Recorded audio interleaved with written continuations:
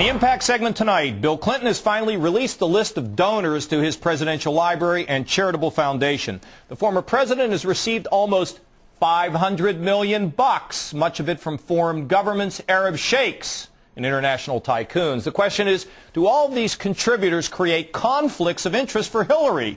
She hopes to be confirmed, of course, as Secretary of State. Joining us now from L.A., Fox News contributor Tammy Bruce.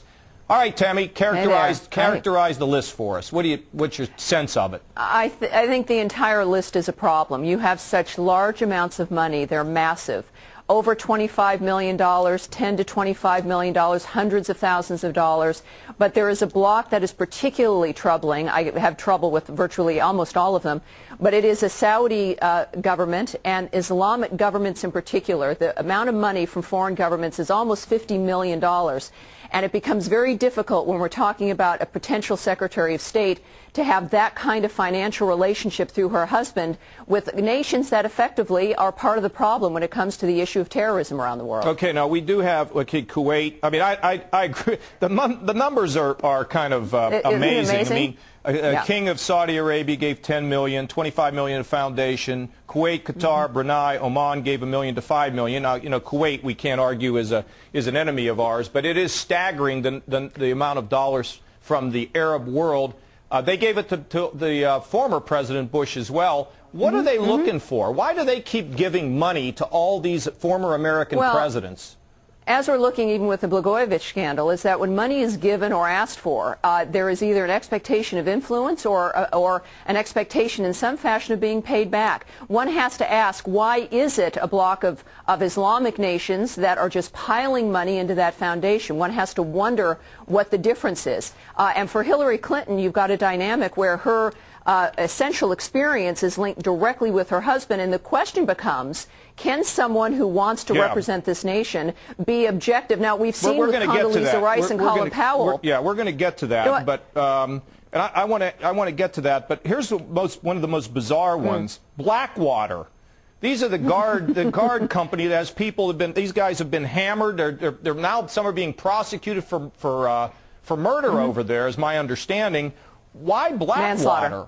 What's Blackwater doing? Obviously, Blackwater has a serious relationship with the government. I happen to like Blackwater. I think they're great. But everyone on both sides of the aisle can sees trouble with this list, I think. Yes. And it is a matter of influence. And listen, it is freedom of expression. If you have a business, you can donate to whomever you want. But when you are looking at a candidate, you have to look, I think, at issues of conflict of interest in this case. Blackwater and Clinton, those are the last. I mean, that's the last one. All right. Now, let's say Hillary's going before the Senate, okay? She's going to have to testify. They're going to be presenting all these contributions. They're going to say, Hillary, how can you be independent? How can you possibly be independent from all these friends of your husband? How does she answer it?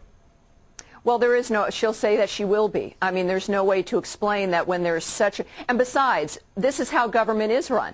You're right, George H.W. Bush accepted money from the Islamic bloc. I believe George W. Bush will as well. The issue becomes, is Barack Obama really committed to change when you had, let's say, Condoleezza Rice, no matter whether she did a good job or not, I don't think she did, you can actually get a Secretary of State who isn't beholden to the enemy or beholden to foreign governments. This is a position of someone who must be unbiased, who must have a clear conscience, and I don't think either one of the Clintons can say so. Tammy, look, in her defense, don't you think it's possible that she doesn't really care who gave money to her husband? I mean, there's a lot of history there, as you know. John, listen, she also donated her own campaign millions and millions of dollars. That family is rich because of donations like this, because of influence, because of position. She owes her position to the success of her husband and to her relationship to his success. Well, I know. So of course she cares. Of course she does. You know, one thing that is interesting is no matter what happens, when she's out there negotiating, talking to people, these contributions are going to probably follow her for quite a long time, won't they? Oh, absolutely. Plus, she has to be concerned about her husband's legacy. Yep. She wants to make sure that the status quo is maintained. I think Barack Obama could have done it. Listen, I grew sympathetic toward Hillary in the election, but really, this is a reason why they didn't want that list released. We now know why. Okay, and Tammy, you know what? Former presidents ought to be more discriminating. Have a library, but I mean, come on. You know, be careful. Thanks for being with us, Tammy.